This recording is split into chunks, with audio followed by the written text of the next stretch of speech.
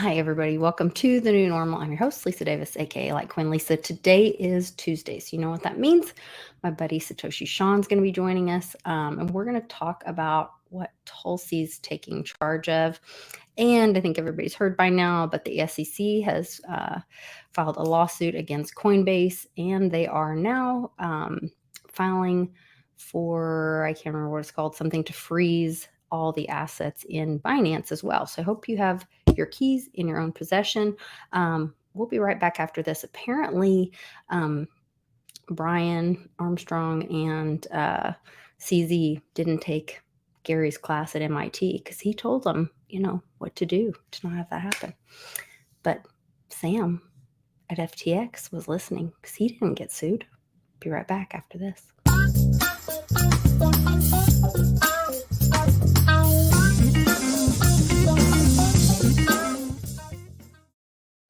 Hey, Sean, how's it going?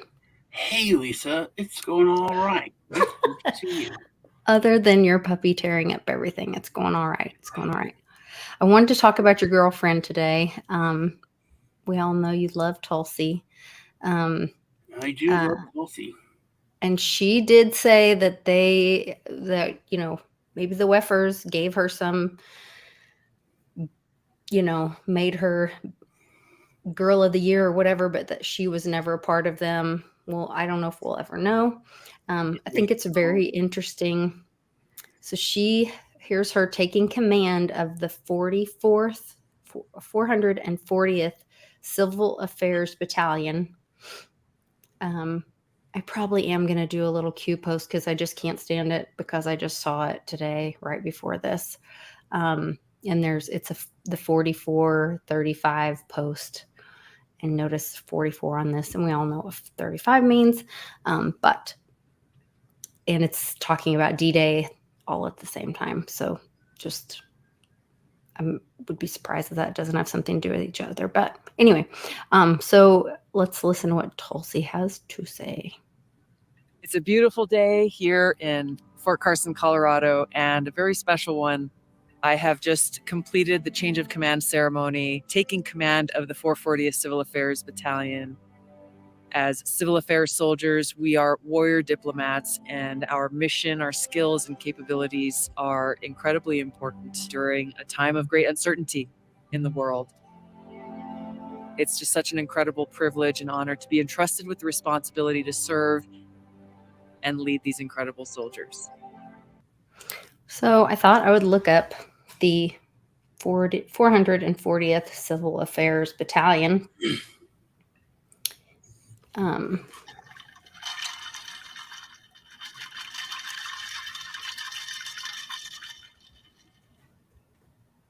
How's your drink? Refreshing. It's cantaloupe juice.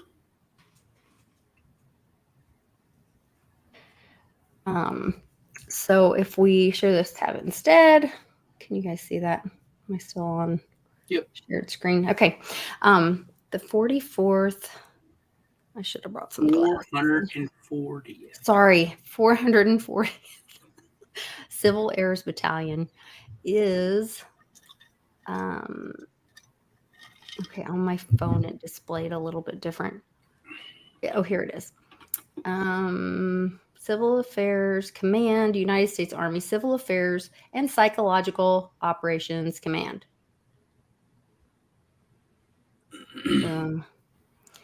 I think that's very interesting and timely.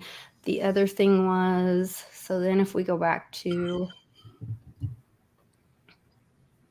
who did I send that message to? Here it is. Share this tab instead. D-Day, Patriots, we will have our country back. Today's D-Day. Everybody knows this. Or most people know this. On the 4435 post, June 6, 2020, this was posted D-Day. D-Day, Patriots, we will have our country back. I don't think it's a coincidence that they're the 44 or 440th battalion. But it is a Psyop Battalion. Psychological Operations Command. What is? Her command.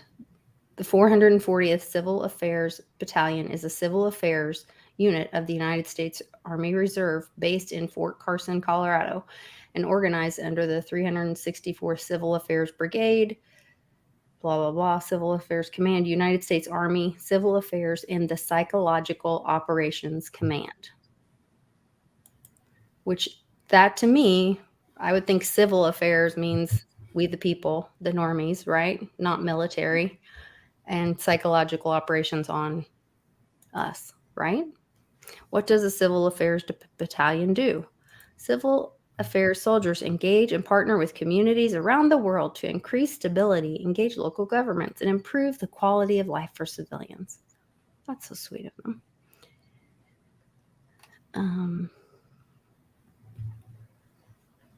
So it doesn't talk about the Psyop part, but very interesting. Of course, there's lightning. Oh, there was lightning. Is it Psyop or is it psychological? Does that matter? I don't know. I mean, is it like literally psychologists for military people, or like counselors, or is it psychological operations? It's under the civil affairs. Psychological Operations Command. Right. It says United States Army Civil Affairs and Psychological Operations Command. I wouldn't think it's counselors if it's in operations. It wouldn't be psychological operations. Everything's operations. So yeah, I was trying to figure out if it isn't civil operations, it's psychological operations. So not everything is operations. Yeah, but it's under the civil affairs. It's an odd place to put that. So I was wondering if it had to do with like mental health for soldiers. I wanted to know what why would it be in the civil part if it's for mental health for soldiers? That's where they would probably put it when it comes to the military. Also, this is the newest battalion for civil affairs. It is the newest battalion in the United States Civil Affairs Psychological Operations Command Airborne, which that's strange. Battalion follows the long and sordid history of civil affairs regimen within the United States Special Operations Command and the United States Army Reserve. The battalion regularly deploys its civil affairs teams and companies throughout the Indo-Pacific region in support of various exercises. The 440th has sent teams to Philippines, Thailand, Malaysia, all these other places. Support of Korea, blah, blah, blah, Hawaii, Guam. Unit traces the lineage to the 440th Military Government Company, which was organized and activated in October 1st, 1950, Washington. As part of the Organized Reserve Corps, it was redesignated as the 440th Civil Affairs Military Government Company in 56 and later as the blah, blah, blah. I don't know. I don't know that any of that's real important. Are you seeing something that's... I'm looking at what they do historically. The unit serves as a critical link. U.S. Army Special Operations Command. However, in May 2006, the reserve component of Army's active Special Operations Civil Affairs Psychological. Oh God, that's such a long thing to say. Modernizes branch components continue to fall under U.S. Special Operations Command. Geez, what? The 4th Psychological Operations Group, the 8th Psychological Operations Group fall under USA SOC.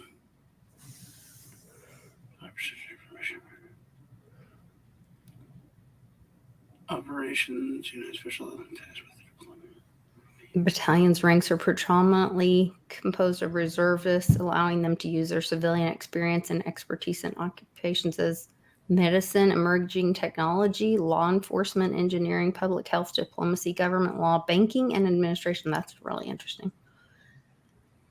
Yes, it's a very broad thing. Yeah, that is really interesting. Psychological operations support national security objectives at the tactical operations and strategic levels of operations. Strategic psychological operations advance broad or long-term objective, global in nature, may be directed towards large audiences or key communicators. This says, okay, Battalion provides subject matter experts in civil, military operations, civil information management, foreign humanitarian assistance, nations assistance, population resource control, and support to civil administration. This is very it's weird. It's broad. It's if a country was falling apart and needed infrastructure, these would be all the experts. Medicine, emerging technology, law enforcement, engineering, public health, diplomacy, government law, banking. They engineer propaganda and other stuff. It could be. No, it says it in the charter. Oh, it does? Yeah, I just read it. And then it says subordinate. What is this? This story. The unit motto, whatever, is Latin proverb attributed to. If there's not a way, you'll make a way or something. Yeah, because it was impossible to move his war elephants over the Alps in support of the invasion of Rome. And it translates to, I will either find a way or make one. Yeah. Okay. So you think that's a good thing or a bad thing? Well, she's your girl. Well, she's not in the active duty. This is just a reserve unit. But and they are using her theater that she's in now, because she's not a senator anymore. She's a straight media person. So I mean, it's a good move by the military to put her in that position, but it's an odd. It's not. It's like it looks to me. It looks like the face of the black ops of all the. It does look like the face of the bad stuff. You know what I mean? The smiling face of it, but I guess we need. But then, like, she's also saying this stuff.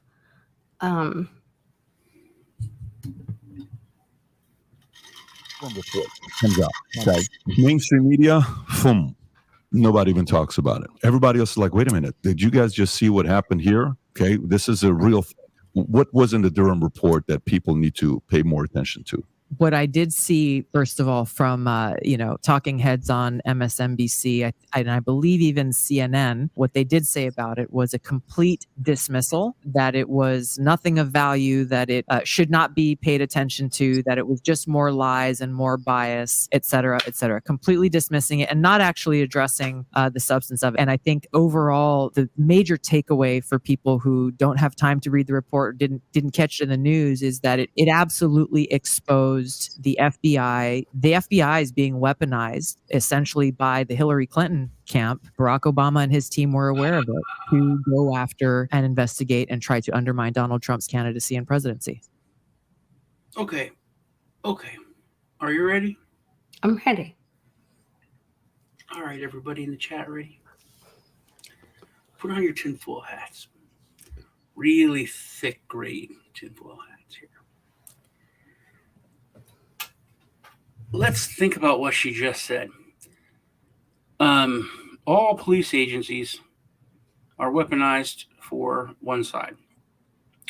The side that she was a party she was a part of, and then recognized and said that they are in fact evil and are working against the United States.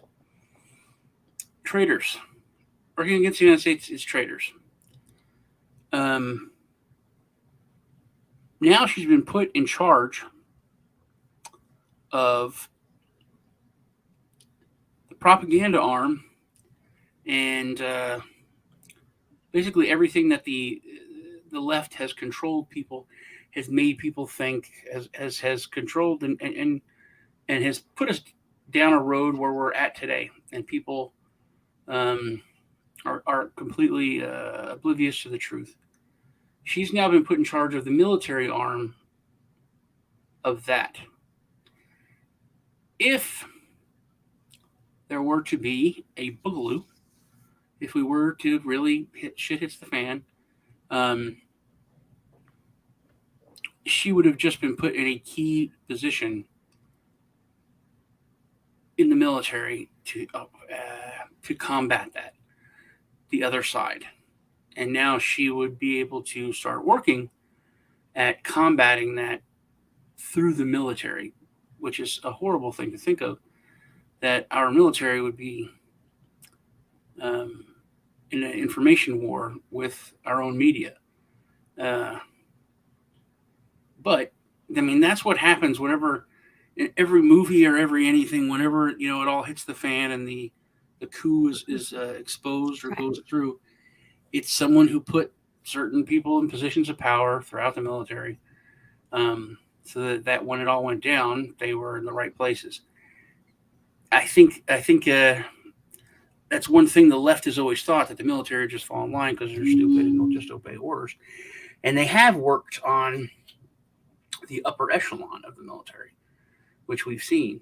But as far as like key positions, if that was the idea, she is a really good person to have in that position.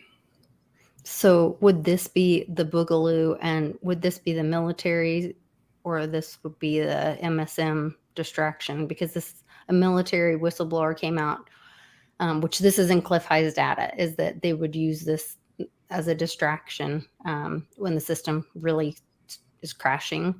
And when there's a whistleblower. What do you mean? And they said they've these are retrieving non-human origin technical vehicles. Call it spacecraft if you will. It's probably not the right parlance, but no kidding, non-human, exotic origin vehicles that have either landed or crashed. We have spacecraft from another species. We do, yeah. How many? And there was another article today. Did you watch the video Ninja made on this subject? Not today. Oh, it's very spicy. Okay. He said that he thinks this is all coming out, but it's really, really bad. He said that he doesn't think that there is any kind of aliens from other planets.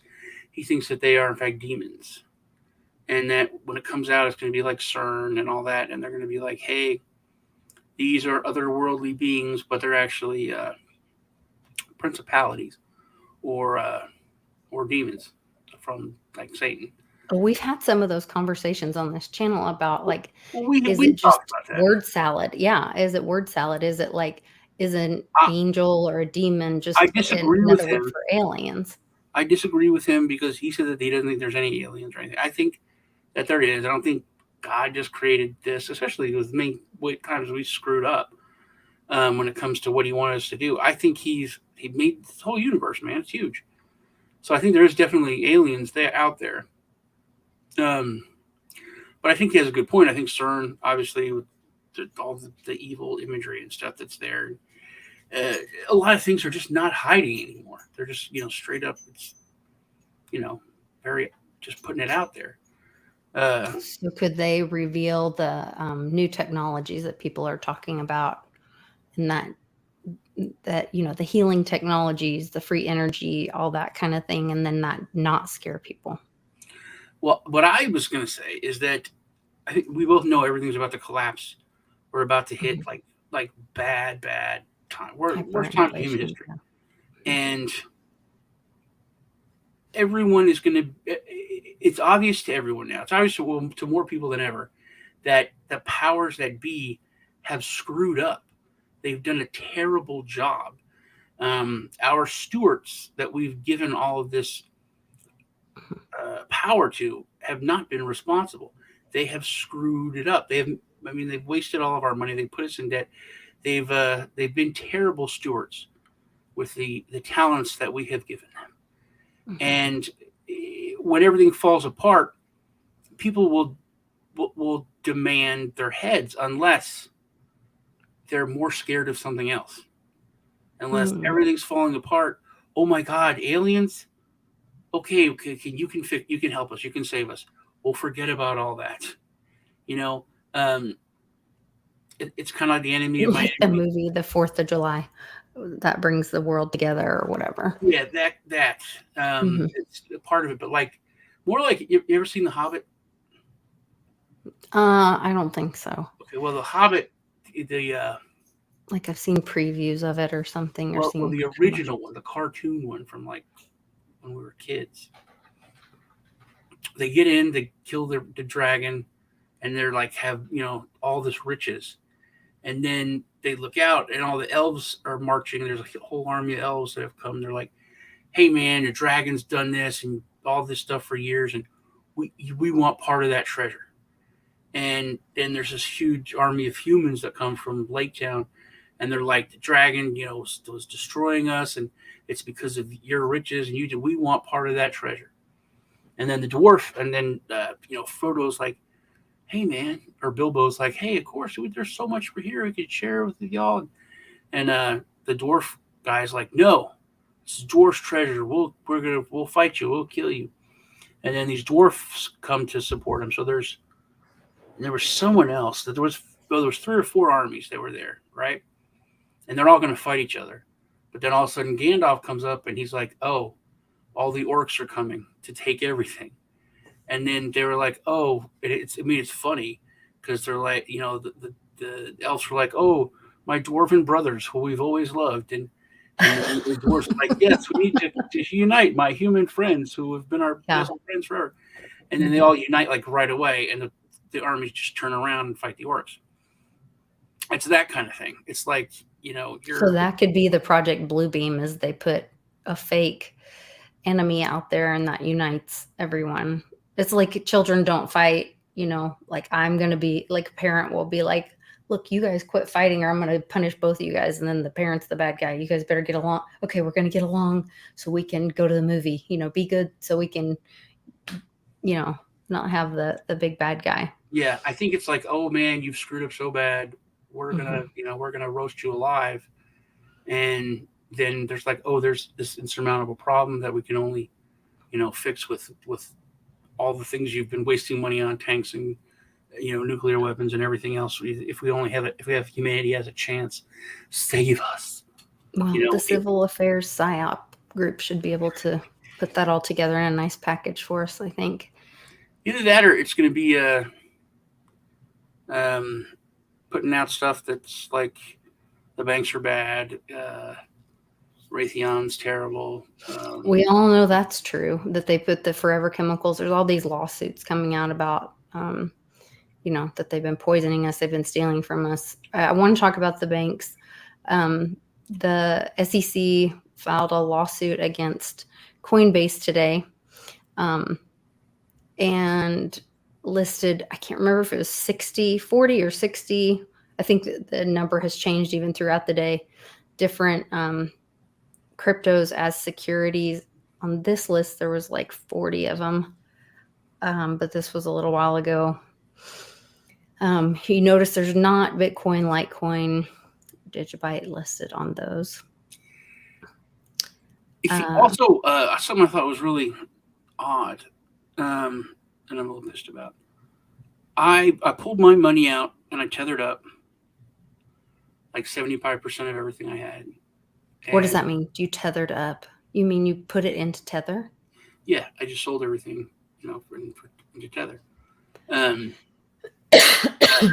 exchanges.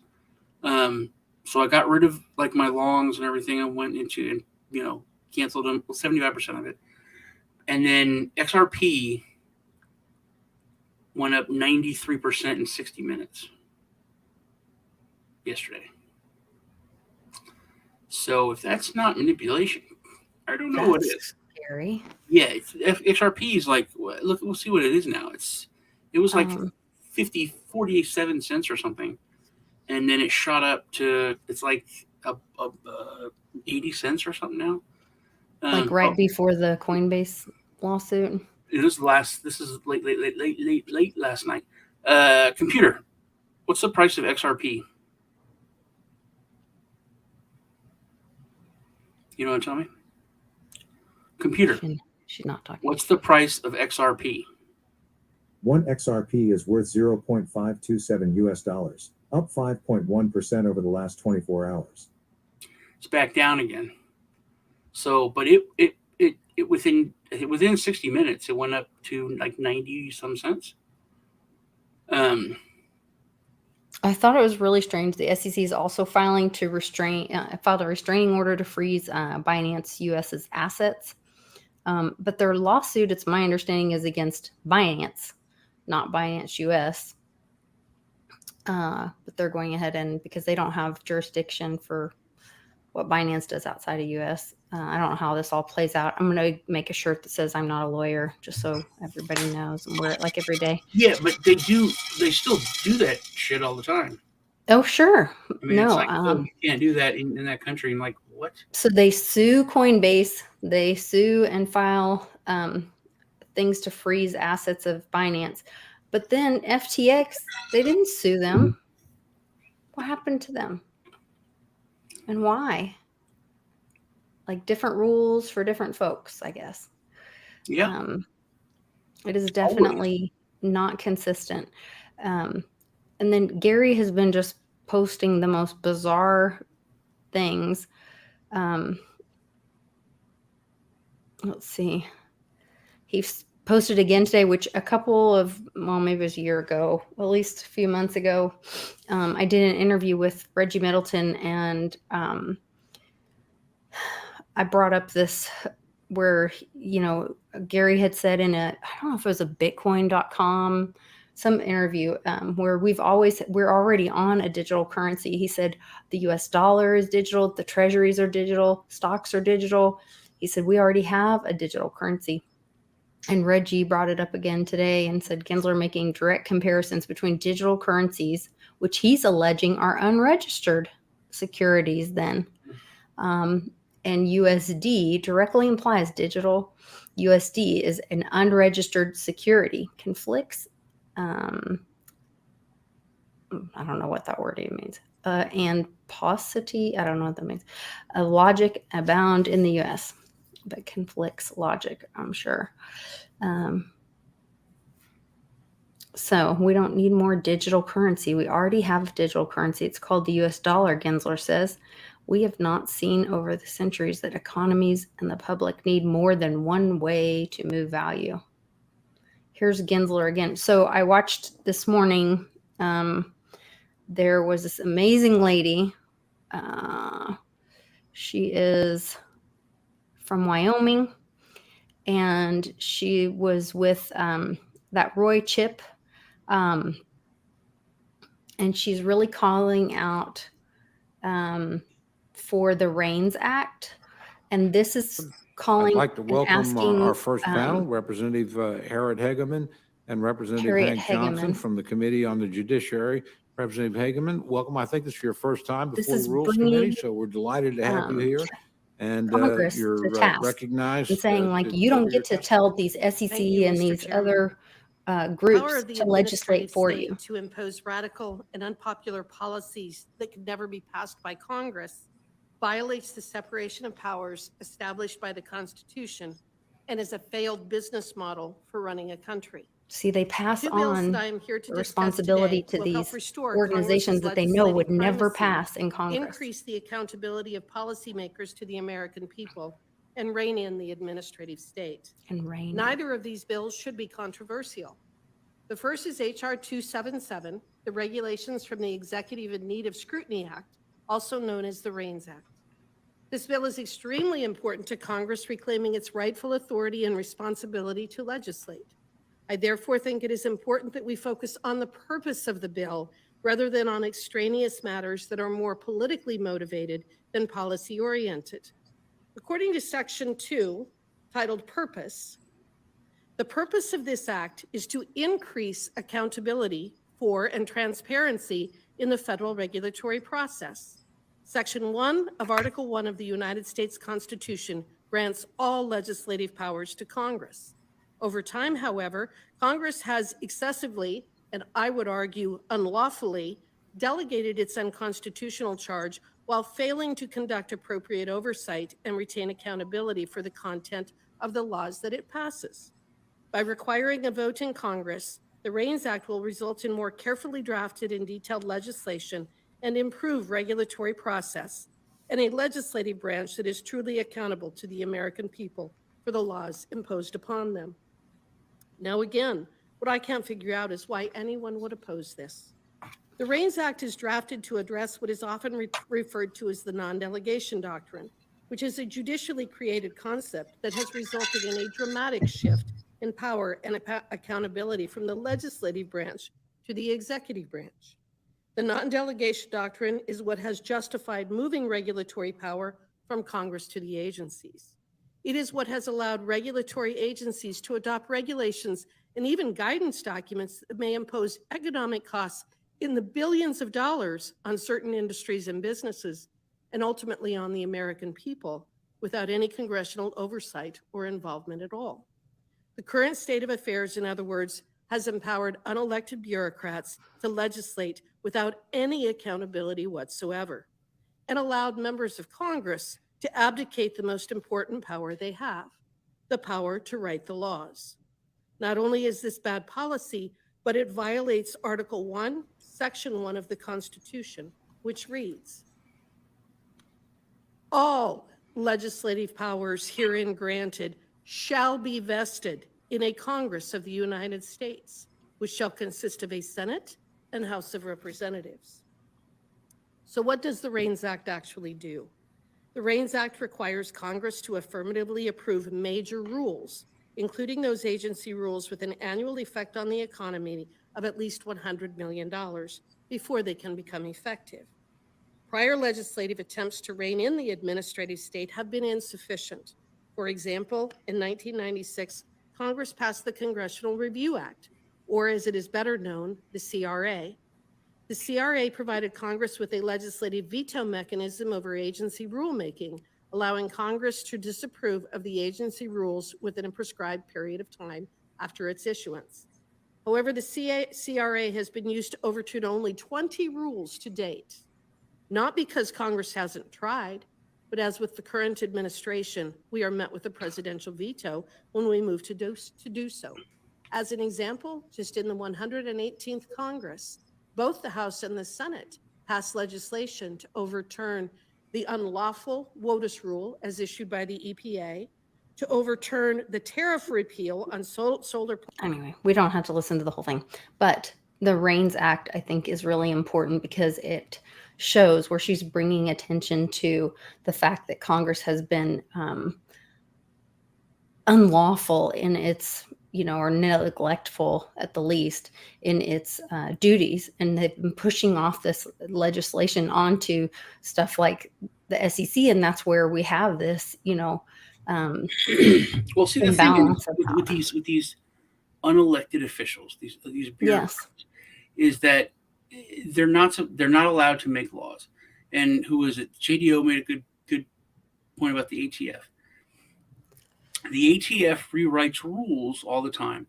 Mm-hmm. They in effect change laws and they could turn Americans into felons overnight, which they did with the pistol brace thing. Mm-hmm.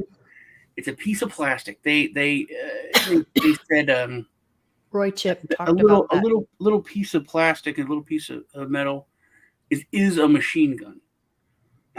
So they do these crazy things, but they're not creating laws. They're not passing laws.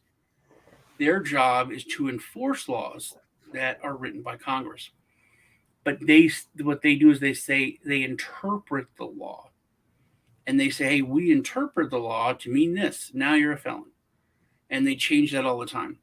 What she said is that if they're going to do that, if it affects more than $100 million, Congress would have to approve that. I think that's a great idea, because that forces Congress to step in, and that forces them to come to Congress and say, hey, we want to do this. It's going to cost over $100. It's going to change the economy in some way over $100 million. That would stop a lot of this overreach. Yes. Yeah, I was excited to see that. I thought that was another really strong move. We have to change so much. There's so many things that are messed up. I wish there would just be some crazy shit, just like, hey, we're defunding the FBI. And then the government shuts down for a week or 2 weeks. But with one of the agencies or something to like wake him up to like, you're not completely, untouchable. You're not bulletproof. You don't run shit. The people run shit. You can be shut down. You're just an agency. And There's America got along fine without you for 100+ years. Well, there's a couple of things in for contempt, bring Ray in for contempt to Congress. And if some of those things happen, I could see that happening. Yeah, that's amazing that the FBI is like, they're literally not saying, nah. They literally think, that they can just ignore a subpoena from. Yeah. It's like, it's like your kid getting, older and being like, no, I have my job at McDonald's and I can kick your ass, old man. So I'll do what I want. I'm not going to do what you say. And then you're just like, okay, well, the door's locked. You're going to hit the road. You don't get to live like, here whoa, hold on. I can't live on my own. I only have a job at McDonald's. No, you're right. Go ahead. You don't have to listen to me. You could kick my ass. You're right. Go ahead, maybe. So they need a wake up call. But they're not above the law. Yeah, they're not above the law. They're not above the Constitution, and that's what this REINS Act is. So there's another video everybody should go check out. It's the one that I was showing, the one with Chip Roy arguing against Hank Johnson, and that's where he talks about the stuff Sean was mentioning about how they made a bunch of Americans felons overnight by the little piece of plastic. I was watching more people in Congress and Lindsey Graham, who's the guy from not Jim Jordan, Kennedy from Louisiana, and he started talking to these people. He's like, I know you're coached by the lawyers. I know you're not supposed to say this. I know you're not supposed to answer that. And he asked like so many questions, yes or no. And it literally was like, okay, well, do you like puppies? And then the person's like, well, it's a great question. My job it had nothing to do with puppies. Yeah. And it was like, so he's like, it's a waste of time. And I'm like, dude, this costs our country tons of money. I don't understand why it's allowed to go on. I think they need to pass a law where if you're called before Congress and you are asked a question and it's a yes or no question, you have to answer yes or no. First, you have to actually answer the question, yes or no, and then you can say whatever you want. But that has to be answered or it's not working because it's a failure. Our government is a failure. The checks and balances are a failure because the watchers who are supposed to watch the watchers have become corrupt. And it's like, hey, we know you slept with a Chinese spy. Now you're going to do what we want you to do. So I think they've just collected dirt on a lot of people. It's just all become corruption. There's corruption everywhere. It's all become so corrupt that it's third world country shit. And we don't want to admit it. It's Banana Republic stuff. Look at Epstein. For decades, for years and years. Yeah. He was set up just to get dirt on people, to control. So he was the new Playboy Mansion, just dirtier and sicker. Everything's about control. Everything's about, blackmail and having dirt on this person and that person. And that's why our system doesn't work. Because this group is supposed to keep checks and balances on this group, but this group has dirt on this group, so now this group's not going to hold this group accountable.